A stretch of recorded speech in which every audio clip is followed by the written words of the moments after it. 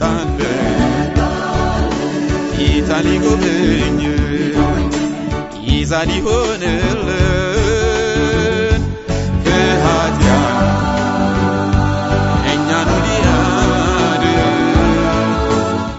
ጨለማ ተራውን ለንጋት ሲለቅ ጎህ ቀዶ በአዕዋፋት ዝማሬ አዲሱ ቀን ሲሟሽ እድል ቀንቶት በሕይወት መኖርን ከአምላኩ የታደለ ሁሉ በየፊናው ኑሮን ለማሸነፍ ወዲህ ወዲያ መሯሯጡን ይጀምራል።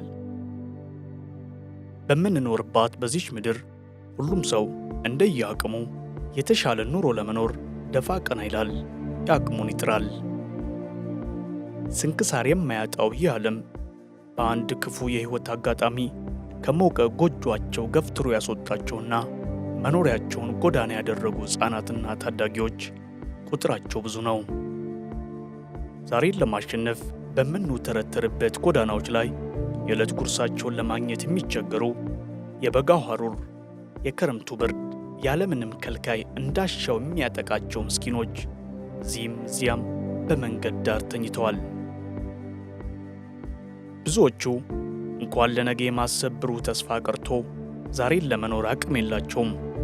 ታዲያ የጎዳና ሕይወት ልጅነታቸውንና የጉብዝና ወራታቸውን የቀማባቸው ልጆች ስለ ጎዳና ሕይወት አስከፊነት ሲናገሩ ይህንን ሁሉ መከራና ችግር በለጋ ትከሻቸው እንዴት ተሸከሙት ያስብላል። የዚህ አስቀያሚ ሁነት ሰለባ የሆኑትን የጎዳና ላይ ተዳዳሪዎችን ካሉበት አስቸጋሪ ሕይወት በማንሳት ማረፊያ፣ መጠለያ፣ በቀን 3 ጊዜ መመገብ እንዲሁም በተለያዩ ስልጠናዎች ከሱስ እንዲላቀቁ በማድረግ የቀለም ትምህርት በማስተማር የሥራ ዕድል እስከ ማመቻቸት ጨምሮ ራሳቸውንም ብሎም ሀገራቸውን እንዲጠቅሙ ለማድረግ እየሰራ ያለው ሆልድ ማይ ሃንድ የበጎ አድራጎት ድርጅት ማን ነው? እንዴትስ ተጀመረ? እኔ ሚኪያስ ፍቃደ እባላለሁ። ሆልድ ማይ ሃንድን ከመሰረቱና ከሚመሩ ሰዎች መካከል አንዱ ነኝ። ስሜ ሳሮን አብነት ይባላል። ያቢጽ አርዳ እባላለሁ። ስሜ ሚኪያስ ቸሩ እባላለሁ። በሆልድ ማይ ሃንድ ቤተሰብ ውስጥ እንደ ትልቅ ወንድም ቢግ ብራዘር ወይ ደግሞ እንደ ሜንቶር ነው ማገለግለው። ሆልድ ማይ ሃንድ የጀመረው በጓደኛሞች መካከል ነው። 8 ጓደኛሞች ነበርን። እሁድ ከሰዓትን እየተሰበሰብን ሻይ እየጠጣን የምናሳልፍ የምንጫወት እና አጋጣሚ ከዛ ውስጥ 2 ጓደኛሞች የራሳችንን ኬዝ በምናወራ ሰዓት ላይ ስለ ሕይወት ማማረር ጀመርንና ድንገት ግን ከዛው ማማረር ወተን እኛ ምን በላው የምንጠጣው የሚያስፈልገን ነገር ሁሉ አለ፣ ለምን የምናማረረው? ሌሎች እኮ የጎዳና ልጆች ላይ አሉ የሚበሉት የሌላቸው የሚጠጡት የሌላቸው ብዙ ችግር የሚያልፉና እነሱን እናስብ በሚል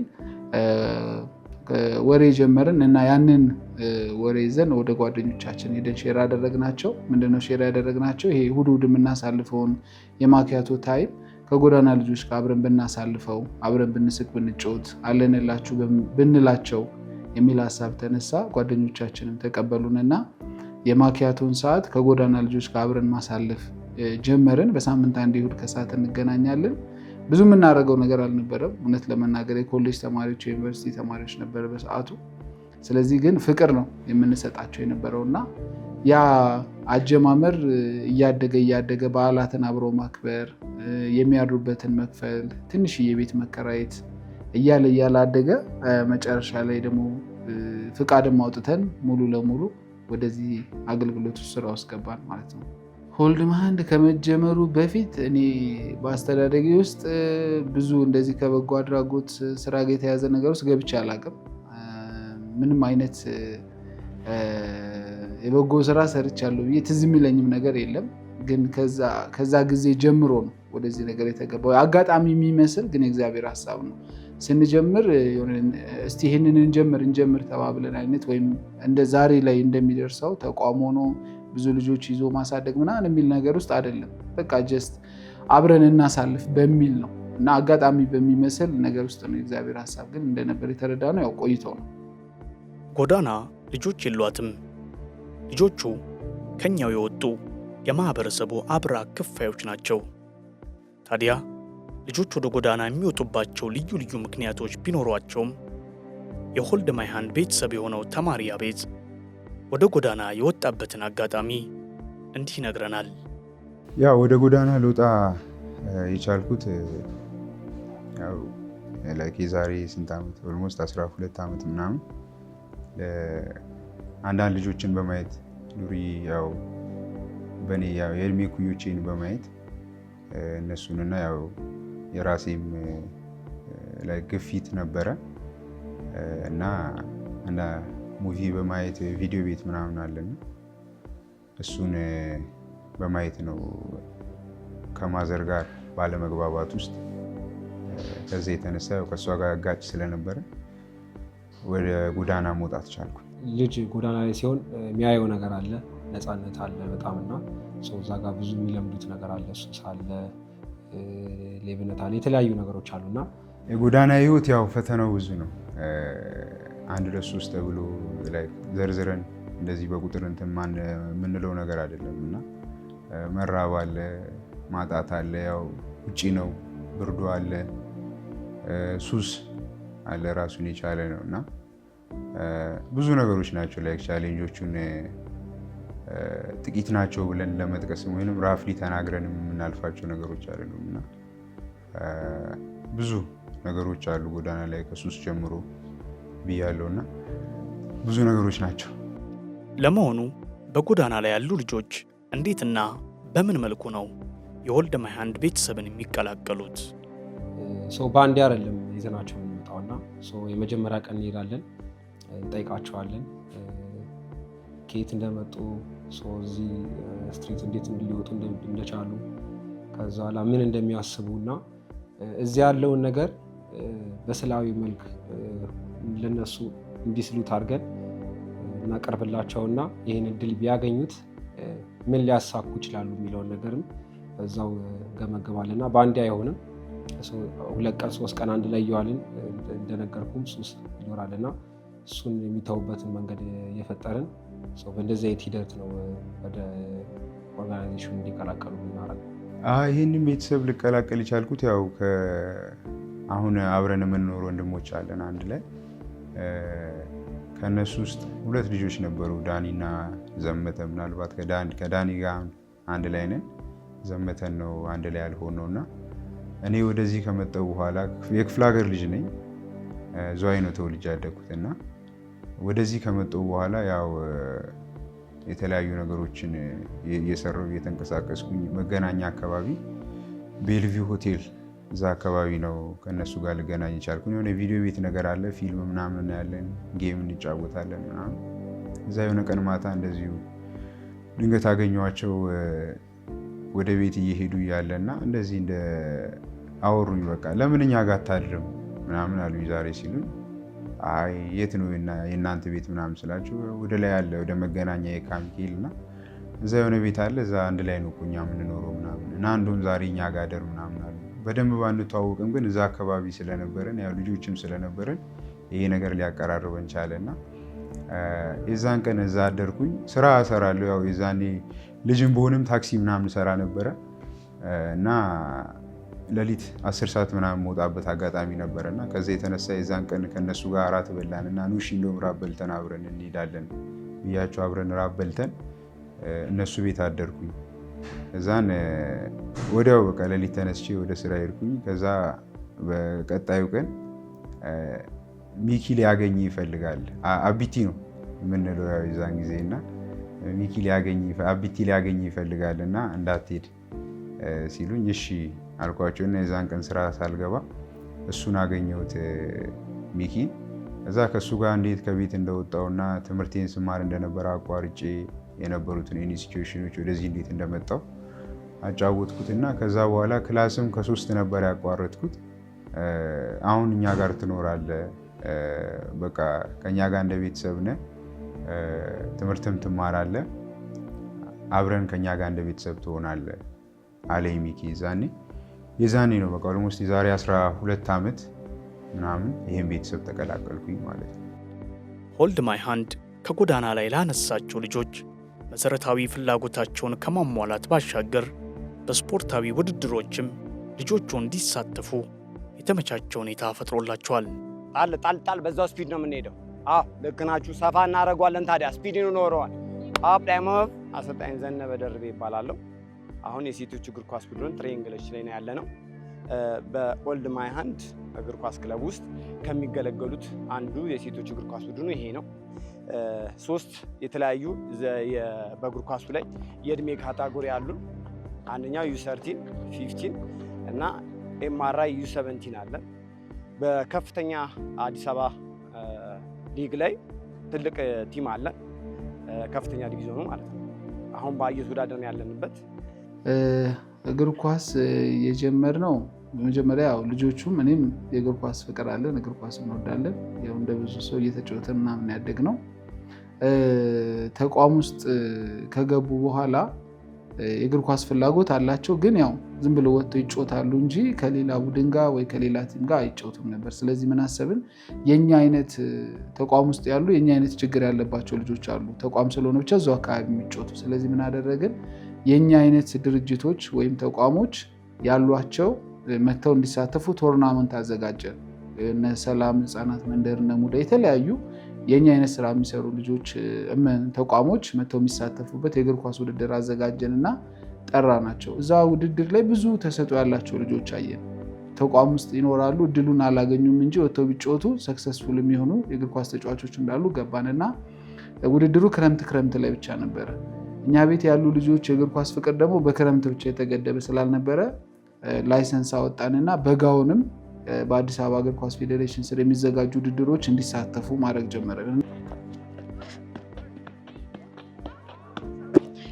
ስሜ ቤቴሌም ይባላል። የ11ኛ ክፍል ነኝ። 17 ዓመቴ ሲሆን የኦልድ ማይ ሃንድ ፋሚሊ ወይም የእግር ኳስ ቤተሰብ ነኝ እና በእግር ኳሱ እየተጠቀምኩኝ ያለሁኝ ወጣት ነኝ እና ቡድናችን በአንደር 70 የተለያዩ ውድድሮችን እየተካፈለ ያለ ቡድን ሲሆን ኦልድ ማይ ሃንድ ቲም አንደር 30፣ አንደር 70 እና ዲቪዚዮን ላይ የሚወዳደሩ ቲሞች አሉ። እኛም በ17 ውስጥ እየሰለጠንን እንገኛለን እና ትምህርታችንን በማይነካ መልኩ ትሬኒንጎችን እየሰራ ነው እና ለወደፊትም ውድድሮች ውስጥ እየገባን የተለያዩ ውድድሮችን ለመካፈል አስበናል።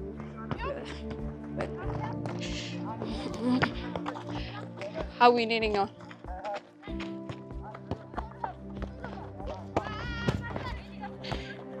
አሁን ከፍተኛ ዲቪዚዮን ወይም ደግሞ አዲስ አበባ ሊግ ላይ የሚጫወት ቲም አለን። የዛ ቲም ስም ቸሬ ይባላል። ቸሬ እግር ኳስ ቡድን ነው የሚባለው። ቸሬ የተባለበት ምክንያት ምንድነው? ቅድም መጀመሪያ ላይ ስናገር እንደነበረው ስንጀምር በ8 ልጆች ነበር የጀመርነው። ከ8ቱ ልጆች 3ቱ ምግብ ይፈልጉ ነበር። መጀመሪያ ላይ ምግብ ዋስትናቸውን እኛ እናሟላም ነበር እና የቤት ኪራይ ብቻ ነበር የምንከፍልላቸው። ምግብ በሚፈልጉበት አጋጣሚ በመኪና አደጋ ህይወቱን ያጣ ቸሬ የሚባል ልጅ ነበር እና በሱ ስም ነው የእግር ኳሱን የሰየም ነው። ቸርነት ነበር ስሙ፣ ቸሬ ይባላል እና እዛ እግር ኳስ ቡድን ውስጥ ቸርነት ማለት ያው እንግዲህ ቸር መሆን ማካፈል መስጠት ነውና እግር ኳስ ውስጥ እግር ኳስ ብቻ አይደለም የሚጫወቱት፣ ትልልቆች ናቸውና ከእግር ኳስ ጎን ለጎን ስልጠናዎች እንሰጣቸዋለን። ከእግር ኳስ ጎን ለጎን ስራው እናገናኛቸዋለን እና እንደ መሳሪያ ነው እግር ኳስን የምንጠቀምበት ባጭሩ። በኳስ ውስጥ ካለን ትልቁ ዘርፍ በልጆቹ ላይ ምን ማሳደር እንፈልጋለን የሚል ዋናው ታርጌቱ ምንድነው? ልጆቹን በአቅም በዲሲፕሊን እና በተለያዩ የተለያዩ ሱሶችን ተጠቂ እንዳይሆኑ መታደግ ነው ዋናው ዓላማው ማለት ነው። አሁን እያደረግን ያለንበት በተለያዩ ክለቦች ላይ ሄደው መጫወት የሚችሉ እንደ ሀገርም በኢንተርናሽናሉ ደረጃ ላይ መሳተፍ የሚችሉ ትላልቅ ተጫዋቾች አሉ። እነዛን ተጫዋቾች ማብቃትና ማፍራት ነው ትልቁ ዋናው ዓላማው። በእግር ኳስ ክለብ ውስጥ ከኳሱ ባለፈ መታገዝ ወይንም ራሳቸውን መቻል እንዲችሉ በተለያየ የሙያ ዘርፍ ውስጥ መስራት እንዲችሉ ከኳሱ ጋር በተያያዘ ያንንም የተለያዩ ኮርሶችን እየወሰዱ በዛ ውስጥ ተጫዋቾችን ማብቃት ዋናው ዓላማችን ማለት ነው። በኦልድ ማይ ሃንድ ቤተሰብ ውስጥ ጥብቅ ቁርኝት ቢኖርም ድርጅቱ ግን በተለያዩ ምክንያቶች ወደ ጎዳና የወጡ ልጆችን ከማንሳት በሕይወታቸውም ላይ ለውጥ ከማምጣትና ለቁም ነገር ከማብቃት ጎን ለጎን ከወላጆቻቸው እቅፍ ድንገት የጠፉትን ልጆች ከቤተሰባቸው ጋር የማገናኘቱ ሥራ በናፍቆት የተራቡ ልጅና እናትን በደስታ እንባ የሚያራጭ ልብን የሚነካ ክስተት ነው። ለመሆኑ ኦልድ ማይ ሃንዶች ልጆችን ከቤተሰባቸው ጋር ለማገናኘት ለምን አሰቡ? ያለውስ ሂደት ምን ይመስላል? ያው ዋናው የኛ ስራ ልጆችን ከቤተሰቦቻቸው ጋር መቀላቀል ነው። ግን ያው አንስቶ ከጎዳና እንደተነሱ ይዞ መቀላቀል ሳይሆን መጀመሪያ ስራ ይፈልጋል። ልጆቹ ላይ ስራ ከሰራንባቸው በኋላ ነው የምንቀላቅላቸው። በየትኛውም አጋጣሚ ወላጅ ከልጆቹ ጋር መኖር አለበት ብለን እናምናለን፣ በምንም አይነት ሁኔታ ውስጥ ቢሆን። ምክንያቱም ወላጅ የሚሰጠውን ፍቅር ማንም ሊሰጠው አይችልም። ስለዚህ ያንን ስለምናምን በተቻለ አቅም እንመልሳቸዋለን። ልጆቹም ቤተሰብም ይፈልጋሉ። አንዳንድ ጊዜ በችግር ምክንያት ነው እንጂ ሳይፈልጉ ቀርቶ አይደለም። ያንን ችግር ለመቅረፍ ሞክረን እንመልሳቸዋለን። ስንመልስ ያለው ነገር አስፈላጊነቱን ይመልሰዋል። ምን ያክል አስፈላጊ ነው የሚለውን የሚመልሰው የጠፋ ልጅ ከቤተሰቡ ጋር ሲገናኝ ያለው ስሜት ነው። ቤተሰብ ያሉበትን መረጃ ሰብስበን ልጁ ከየት እንደመጣ ምን አይነት ሁኔታ ከቤት እንደወጣ እሱን አጣርተን ቤተሰቦቹ ያሉበትን ቦታ ማፈላለግ ካለብንም በደንብ አፈላልገን ደግሞ መረጃም ካለ ደግሞ ቦታው ድረስ ሄደን አስረክበን የምንመጣበት መንገድ ነው ያለውና እንግዲህ በተለያየ አጋጣሚ ልጆች ስንመልስ እንዴት እናት እንዴት እንደምትሆን ቤተሰብ እንዴት እንደሚሆን ስሜቱን አይተነዋል። በጣም ኢሞሽናል የሚያደርግ ነገር ነው የሚከሰተው። ያው እንግዲህ አንድ ልጅ ሲወጣ ከቤት የራሱ ምክንያት ይኖራልና ስፔሻሊ ብዙ ጊዜ ሰዎች ልጆች ደግሞ የሚመጡት ያው ከክፍለ ሀገር ነው። ማለት ክፍለ ሀገር ሆነው ስለ አዲስ አበባ ያላቸው ምልከታና ወይ ደግሞ ከሰዎች የሚሰማቸው የቅንብር ወሬ አዲስ አበባ ላይ መጥተው ገንዘብ በጣም ሞር ሊያገኙ የሚችሉበት መንገድ አስበው ነው የሚመጡት እና ሲመጡ አንዳንዶቹ ወይ ቤተሰቤን ለመቀየር ብለው ይመጣሉ። አንዳንዱ ደግሞ ክፍለ ሀገር ያለውን ላይፍ ሳይፈልገው እዚህ የተሻለ ነገር ፈልጎ ይመጣል እና ከዛ ወደዚህ መጥቶ ያለውን ላይፍ ሲያዩት አይመሳሰልላቸውም። ልጁ አጥፍቶ ነው የጠፋው። አንዳንድ ጊዜ ሰርቆም ሊሆን ይችላል። ብዙ አይነት ሪዝን አለ። ልጆች ወደ ጎዳና የሚወጡበት ብዙ ሪዝን አላቸው። በቤተሰብ መለየት ሊሆን ይችላል፣ መፈናቀል ሊሆን ይችላል፣ ጫና ሊሆን ይችላል፣ የከተማ አትራክሽን ሊሆን ይችላል። ብዙ ሪዝን አላቸው ወደ ጎዳና የሚወጡበት እና ስንመልሳቸው ግን ከቤተሰቦቻቸው ጋር ያለው መቀላቀል በጣም ልዩ ስሜት ይፈጥራል እና ለዛ ነው አንዳንዶች ልጃችን ሞቷል ብለው አስበው ተስፋ ቆርጠው ልጁን ይዘን ሄደን ስንመልስላቸው እንደ እብድ ነው የሚሆኑት። የሚይዙትን የሚጨብጡት ነው የሚያጡት። እና ለምንድን ነው 4 ልጅ 5 ልጅ ምናምን ይኖራቸዋል እኮ እናቶቹ። በጣም ድሃም ሊሆኑ ይችላሉ፣ ግን የልጃቸውን ናፍቆትና ፍቅር በቃ የሚወዳደር አይደለም። በቃ ሲያገኙት ሁሉን ነገር ነው የሚረሱት። እንዴት እናት እንዴት እንደምትሆን ቤተሰብ እንዴት እንደሚሆን ስሜቱን አይተነዋል። በጣም ኢሞሽናል የሚያደርግ ነገር ነው የሚከሰተው። ቤተሰብ ጋር ሲገቡ በቃ ሙሉ ለሙሉ ቤተሰብ ላይ በርደሩን አናደርግም እናያለን። የቤተሰቡን አቅም በማከል እናይና ለልጆቹ ምን ሊያደርጉ ይችላሉ የሚለው እናያለን። ከዛ ደግሞ እኛ ምን ተጨማሪ ነገር ልናደርግ እንችላለን የሚለውን ነገር እያየን የሚማሩ ከሆነ የሚማሩ፣ ስራ ከሆነ ስራ፣ ብቻ የሚያስፈልጋቸውን ነገር የማሟላት ያው ግዴታም አለብን። ልክ እንደ ሚኪያስ ፍቃድና ጓደኞች ሁሉ ለበጎነትና ፍቅርን ለማጋራት መልካም ልብ ያላቸው ግለሰቦችና ቡድኖች ባላቸው ጊዜና አቅም ሁሉ በብዙ ደስታ በበጎ አድራጎት ስራዎች ላይ በመሳተፍ ሆልድ ማይ ሃንድን የሚያግዙ ብዙዎች ናቸው። ለመሆኑ አንድ ሰው እጁ ላይ ባለው ነገር እንዴት እነ ሆልድ ማይ ሃንድን ከመሰሉ የበጎ አድራጎት ድርጅቶች ጋር አብሮ መስራት ይችላል? በዚህ ጉዳይ ቀና ልብ ያላቸው የበጎ አድራጎት ስራ ተሳታፊዎች እንዲህ ይሉናል። ሆልድ ማይ ሃንድን የተዋወቅኩት የዛሬ 8 ዓመት በዩኒቲ ዩኒቨርሲቲ ክርስቲያን ተማሪዎች ህብረት ውስጥ በቻሪቲ ቲም ሜን ሊደርነት አገለግል ነበረ። በዛን ጊዜ ነው የተዋወቅኳቸው። ስሜ አጫሉ ተክሌ ይባላል። የመጣ ነው ከዩኒቲ ዩኒቨርሲቲ ፌሎሺፕ ሲሆን ኤችኤምኤች ማለት ሁለተኛ ቤታችን ነው። ጊዜ እየመጣን ከነሱ ጋር የምናጠናበት ጊዜ የምናሳልፍበት፣ እንደውም በዓል ከነሱ ጋር የምናሳልፍበት ቦታ ነው። በዚህ ኦርጋናይዜሽን ውስጥ ቮለንቲር እናደርግ የነበረው እንደ ዩኒቲ ዩኒቨርሲቲ ክርስቲያን ተማሪዎች ህብረት አንደኛ በእኛ ጊዜ ማክሰኞና ሐሙስ ላይ ከክላስ ሲመጡ ልጆችን በማስጠናት ነበረ። ከዛ ባለፈ ደግሞ የበዓል ቀኖች ሲኖሩ ለምሳሌ እንደ አዲስ ዓመት፣ የገና በዓል እና ፋሲካ የዛን ቀን ከነሱ ጋር አብረን በዓልን እናሳልፋለን። ከዛ በፊት ቀድሞ ያለው ኢቭ ላይ እንመጣና ከተማሪዎች በተሰበሰበ ገንዘብ አብረናቸው ምግብ እንሰራለን። ከዛ የበዓል ቀን ደግሞ አብረን ማዕድን እንቋደሳለን፣ እግዚአብሔር እናመልካለን፣ ጥሩ ጊዜ እናሳልፋለን። በዛ ነበር ቮለንቲር የምናደርገው። ከዛ ባለፈ ደግሞ ኢንዲቪዥዋሊ ያው ከዩኒቲ ከወጣውም ረጅም ጊዜ ስለሆነ በግሌ የምችለውን ከዛ ባለፈ የማውቃቸውንም ቲሞች ደግሞ ወደዚህ እየመጡ እነሱን ቪዚት እንዲያደርጉ ኢንቫይት አደርጋለሁ። በቻልኩትም አቅም ደግሞ የቻልኩትን በሚያስፈልገው ነገር ሰፖርት አደርጋለሁ። በዛ ሐሙስ እየመጣን ሁልጊዜ ከነሱ ጋር የምናጠናበት እንደዚህ ውድ የሆነ ጊዜ እናሳልፋለን። ከዛ በዓላቶችን ከነሱ ጋር እናከብራለን። አብዛኛው ጊዜ ሰው የሚያስበው ቻሪቲ ሲባል ወይ መርዳት ሲባል ከገንዘብ ጋር ብቻ የሚያይዘው ይሆናል። እኛ ግን ፍቅር ማካፈል ይቻላል፣ ጊዜ መስጠት ይቻላል፣ ብዙ ነገራችሁ መስጠት ትችላላችሁ። ከነዚህ ልጆች ጋር ውድ ጊዜ ማሳለፍ ትችላላችሁ።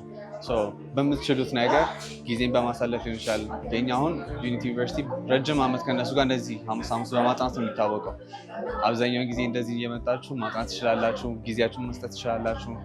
ኮኔክሽንም አለ፣ መርዳት ትችላላችሁ፣ በብዙ ነገር መርዳት ትችላላችሁ። ሆልድ ማይ ሃንድ በመምጣቴ በጣም ብዙ የተጠቀምኳቸው ነገሮች አሉ።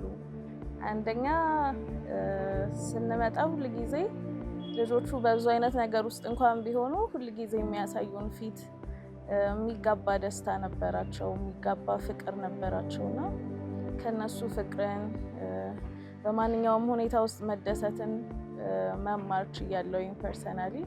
ከዛ ባለፈ ደግሞ ትልቅ ቤተሰብ እግዚአብሔር እንደሰጠኝም አስባለሁ። በተለያየ ምክንያት ሳይመቸኝም ሬጉላሪ ቪዚት ባላረጋቸውም ግን በቃ ሁልጊዜ በልቤ ያለ ትልቅ ቤተሰብ ነው እግዚአብሔር የሰጠኝና ትልቅ ስጦታዎቼ ናቸው። በጣም ነው የምወዳቸው ሁሉንም ልጆች እና ብዙ ነገር ተጠቅሜያለሁ። እንግዲህ መጀመሪያ ላይ ልናገር እንደሞከርኩት ዛሬ እዚህ ጋር እንደርሳለን ብለን አይደለም እኛ የጀመርነው። የሆነ ሳናስበው እሺ ያልነው ወይ ሳናስበው የታዘዝነው ነገር ዛሬ በጣም ብዙ ልጆችን ረድቶ ጠቅሞ እግዚአብሔር እኛን ተጠቅሞ በጣም ብዙ ልጆችን ህይወት ቀይሯል። ገንዘብ ኖሮን አይደለም የጀመርነው፣ እውቀት ኖሮን አይደለም የጀመርነው፣ ወይ ምንም ነገር ኖሮን አይደለም። ጀስት የማኪያቶ ታይማችንን ነው ከጎዳና ልጆች ጋር እናሳልፍ ብለን የጀመርነው እና ያቺ እርምጃ ዛሬ እዚህ ድረስ አምጥታናለች። ተመዝግቦ ተቋሙኑ ብዙ ልጆች ተጠቅሞ የእግር ኳስ ፕሮጀክት ሰፊ ነገር ሆነ። ግን ያ ሰፊ ነገር የሆነው የመጀመሪያ እሺ ብለን የተራመድናት አንድ ካይንድ እርምጃ ነች እና ብዙ ሰዎች ተባብረው አንድ ሰው የሚሰራው ስራ አይደለም፣ ሁለት ሰው የሚሰራው ስራ አይደለም። የቤት ኪራይ ወጪዎች አሉ፣ የትምህርት ቤት ወጪዎች አሉ፣ የአልባሳት፣ የሕክምና፣ የምግብ በጣም ብዙ ወጪዎች አሉ እና የሁሉ ወጪዎች እሺ ያሉ ልክ እንደኛ የታዘዙ እውቀት ያለው በእውቀቱ፣ ገንዘብ ያለው በገንዘቡ፣ ጉልበት ያለው በጉልበቱ ተባብረን ነው ዛሬ እዚህ ጋር የደረስነው። ስለዚህ በየትኛውም አጋጣሚ እጃችን ላይ ያለውን ነገር መስጠት፣ ታይም ከሆነ ታይም መስጠት፣ ፍቅር ከሆነ ፍቅር መስጠት፣ ልብስ ከሆነ ያለንን ነገር መስጠት እና እኛ ከነሱ ጋር ስንገናኝ ከነሱ ያገኘነው ነገር ይበልጣል። ከነሱ ያገኘነው ፍቅር፣ ከነሱ ያገኘነው ማለት እኛ ያው ወጣቶች ነን በሰዓቱ። ልክ እኛን እንደ አባት አይተው የሆነ ነገር ሲያደርጉ ሲሯሯጡ ስናይ፣ ሲያከብሩን ስናይ፣ ሲያቅፉን ስናይ ለእኛ መወደድ ማግኘት ራሱ ከነሱ ትልቅ ትርጉም አለው። ለእኛ ኢነርጂያችን የሆነው እና ብዙ ነገሮች አልፈናል። በጣም ነው የምንወዳቸው፣ በጣም ነው የሚወዱን። በቃ ትርጉም ሆኖ የምንኖርበት ትርጉም ሆኖ አግኝተነዋል እና በየትኛውም ተቋም ውስጥ ሊሆን ይችላል፣ በየትኛውም አካባቢ ሊሆን ይችላል። የምናየውን ሰው በምንችለው አቅም ለመርዳት ብንሞክር የሆነ ስቴፕ ይዞ ሊሄድ ይችላል። አናውቀው ከዛ ከአንድ መልካም ነገር ጀርባ ምን እንዳለ አናውቀው። መራመድ ነው የሚጠበቅብን እና እንዳልኩት የለንም እኛ ብለን ብንቀመጥ ኖሮ ዛሬ ሆልድ ማንድ አይመሰረትም ነበረ። የሚጀምረው ከፍቅር ነው። የሚጀምረው ያለንን ነገር ከማካፈል ነው እና ሁሉም ሰው በአካባቢው ላይ ይህን ነገር ቢያደርግ አያውቀው ምን እንደሚመጣ ቀጥሎ እኛ ስላላወቅ ነው ማለት ነው። ዛሬ ዞር ብለን ስናይ እንዴት እንደጀመረን ስለሚገርመን እንደዚህ አይነት ኦርጋናይዜሽን ለመርዳት ወይ ደግሞ ለማገዝ ያው ገንዘብ ብቻ አይደለም ዋናው ነገር እና ጊዜ አለ፣ ጸሎት አለ። በተለያዩ መልኩ መርዳት ይቻላል። በጣም ጊዜ በጣም ትልቅ ፓወርፉል ነው። ኤክስፒሪየንስ ሼር ማድረግ የተለያዩ አሉ እና መርዳት ላይ የሚፈልግ ሰው ግዴታ ልብስ ወይ ገንዘብ ይዞ መምጣት ብቻ አይጠበቅበትም። ጊዜም በጣም ትልቅ ነገር ነው። ኤክስፒሪየንስ እንዳልኩ በጣም ትልቅ ነገር ነው እና ያው እኛ ተማሪ እየነበርን ያው ያለን ከምንም በላይ ከገንዘቡም ከምንም በላይ ጊዜ ነበር የነበረን እና እሷን ነው ያለችንን ማክሰኞም ሐሙስም ሮጠን መተን ያለችንን ትንሽ ነገር ነበረ ሼር የምናደርጋቸው እና አሁንም ላይ ሰው ለሰው በጎ ነገር ለማድረግ ሰፖርት ለማድረግ ሲያስብ በቃ ሁል ጊዜ ብር መስጠት ብቻ እንዳለበት ነው የሚታሰበው ብዬ አስባለሁ። እና እንደዛ ግን አይደለም። ሰው ፍቅርን ይፈልጋል፣ ሰላምታን ይፈልጋል፣ አቴንሽን ይፈልጋል እና የግድ ብር እስኪኖረን መጠበቅ የለብንም። ሰው ለመርዳት ያለችንን ትንሿ ነገር ታይም ከመስጠት ፍቅርን ከመስጠት ይጀምራል መስጠት እና እንደዛ በማድረግ ሰዎችን ሰፖርት ማድረግ እንችላለን እና እኔ ብዙ ተጠቅም ያለው እዚህ በመምጣቴ ሌሎችም ደግሞ ሰዎች እዚህም ሊሆን ይችላል ሌሎችም ቦታ ሌላም ቦታ ያላቸውን ትንሿን ነገር በመስጠት ቢጀምሩ መልካም ነው ብዬ አስባለሁ። ራሱን ለመልካምነትና ለበጎነት ቆርሶ የሰጠው ወጣቱ ባለራዕይና የብዙዎች አባት የሆነው ወጣት ሚኪያስ ፈቃደ ባለፉት የ12 ዓመታት ጉዞ ውስጥ ሆልድ ማይ ሃንድ የበጎ አድራጎት ድርጅት ምን ነገሮችን ማሳካት ችሏል ለሚለው ጥያቄ እንዲህ ይለናል። እንግዲህ ሆልድ ማይ ሃንድ ከተመሰረተ ፍቃድ ካወጣ 10 ዓመት ነው። ከተመሰረተ ግን 2 ዓመት በፊት ነበር መጀመሪያ 12 ዓመት አካባቢ ነው እና በእነዚህ 12 ዓመታቶች ውስጥ ብዙ ስራዎች ተሰርተዋል። እግዚአብሔር ረድቶን አንደኛ ክፍል የነበረ ልጅ 12ኛ ክፍል የደረሰ አለ። ከዛ ደግሞ 4ኛ 5ኛ ሆኖ የጀመሩ ዩኒቨርሲቲ ገብተው ጨርሰው ተመርቀው የራሳቸውን ስራ እየሰሩ ያሉ ልጆች አሉ። ብዙ ልጆች ወደ ቤተሰቦቻቸው ተቀላቅለዋል። በኳስ አማካኝነት ወደ ውጭ የወጡ ልጆች አሉ። አድገው ደግሞ ዛሬ በዚህ ቤተሰብ ታግዘው ደግሞ እነሱም እገዛ እያደረጉ ያሉ አሉ እና ብዙ ስራዎች እግዚአብሔር እርቶን ተሰርቷል። የተመረቁት ልጆች ለእኛ ስኬት ነው። አሰልጣኝ የሆኑ ልጆች አሉ። ስራ የጀመሩ ልጆች አሉ። ራሳቸው ወጥተው ራሳቸውን የቻሉ ልጆች አሉና ያን ይመስላል። የቀድሞ ያቤጽ ያው ሱስ ውስጥ የነበረ ነው። ሰው እንኳን ለጓደኝነት ለወዳጅነት አያቀርቡኝም። ማንም ላይክ ና በልታል ጠጣል ማንም ኬር አያደርገኝም። ከምንም ነገር በላይ ደግሞ ለሰው ልጅ ኬር የሚያደርገው ሰው ነው የሚያስፈልገው፣ ጊዜውን የሚሰጥ ሰው ነው እና ይህን ከሚኪ ደግሞ እኔ አግኝቻለሁ። ሌሎች ወንድሞቼም አግኝተዋል እና በጣም ከእሱ ጋር በነበረኝ ጊዜ አሁንም ባለኝም ኬር ማድረጉ ሌሎች ወንድሞችም ሌሎች ወገኖችም አሉ ከእሱ ጋር እና በብዙ ነው በቃ ላይ የቤተሰብ ሰፖርት ያደረገኝ ከሱስ ውስጥም ከዛም ወጥቼ ከዛ በኋላ ደግሞ የማይሆን ህይወት ውስጥም ነበርኩኝ። እንደዚህ ዝም ብሎ ለመናገር ሳይሆን ከዛ የጎዳና ህይወት ደግሞ ወደዚህ ትምህርት መማር፣ ተስፋን ማየት፣ እንደገና ነገን ማለም፣ የተሻለ ህይወትን ማሰብ ከዚህ ቤተሰብ ጋር በመገናኘቴ ነው እንጂ አላስባቸው ነበር እውነት ለመናገር እና በብዙ የተጠቀምኩበት የተሰራሁበት ቤተሰብ ነው። ያዕቆብ ምዕራፍ 1:27 ላይ ሲናገር ንጹህ አምልኮ ወይም ነውር የሌለበት አምልኮ ወላጅ የሌላቸውን ልጆችና ባልቴቶችን በመከራቸው ጊዜ መጎብኘት እንደሆነ ይናገራል እና ሜይ ቢ ሀሳቡ ኖሯችሁ ጊዜ የሌላችሁ ወይም ደግሞ ማድረግ እየቻላችሁ አንዳንድ ነገር ያልተመቻችላችሁ ሰዎች እሱን ነገር አልፋችሁ ለምን ደስታው ብዙ ጊዜ ከሚቀበሉ ይልቅ የሚሰጠው ይበልጣል እና እሱን ነገር እንድትሞክሩ ትላለው። አድርጋችሁ ማታውቁትን ሰዎች ካላችሁም ደግሞ እንድትሞክሩ ስል እጠይቃለሁ። መልካም በዓል። አመሰግናለሁ። መዝሙረ ዳዊት 68:5 ላይ እግዚአብሔር በቅዱስ ቦታው ለድሃ አደጎች አባት ለባልቴቶችም ዳኛ ነው ይላል። ያው ብዙ የምናውቃቸው ጥቅሶች አሉና በዚህ በዓል እግዚአብሔር ቅድስናውን የሚገልጥበት የተለያዩ መንገዶች አሉ። የእግዚአብሔር ቅድስና የሚገለጥባቸው እና አንዱ እግዚአብሔር ቅድስናውን የሚገልጥበት መንገድ ለድሃ አደጎች አባት በመሆን ለመበለቶች ደግሞ ዳኛ በመሆን ነው። ስለዚህ የእግዚአብሔር የቅድስና መገለጫ መሆን እንችላለን። አካባቢያችን ላይ ባሉ በዓሉን ሲከበር እንዳልኩት ነው ብዙ ምክንያቶች ይኖራሉ። አንዳንድ ተቋሞች በዓል ምክንያት ሊሆን ይችላል ተቋም ሆኖ ተመስርቶ ብዙ ልጆችን ለመርዳት ማለት ነው። በየቤተ ክርስቲያኑ የሚደረጉ እርዳታዎች የሚደረጉ ገዛዎች በዓልን እናክብር ብሎ ልጆቹን ጠርቶ በበዓል ምክንያት ብዙ ነገሮች ማድረግ ይቻላል እና የማስተላልፈው መልእክት የእግዚአብሔር መሳሪያ የቅድስናው መገለጫ መሳሪያ እንድንሆን ከጎዳና ልጆች ጋር እንድናሳልፍ ከመብላት ከመጠጣት ባለፈ ሚኒንግፉል የሆነ በዓል እንድናሳልፍ ከኛ ያለፈ ላይፍ እንድናሳልፍ መልእክት አስተላልፋለሁ። በዓሉ የፍቅር የሰላም ይሁንላችሁ።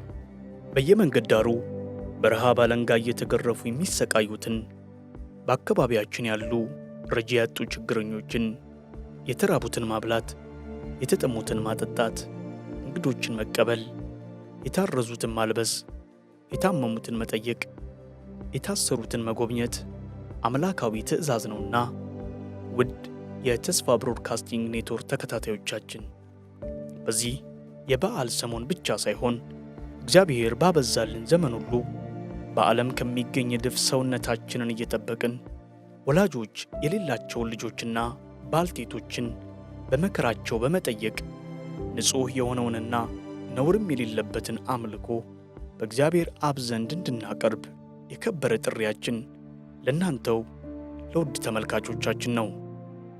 ከትርፋችን ብቻ ሳይሆን ከጉድለታችንም ለሌሎች የምንቆረስ እንድንሆን እግዚአብሔር ይርዳን። አሜን።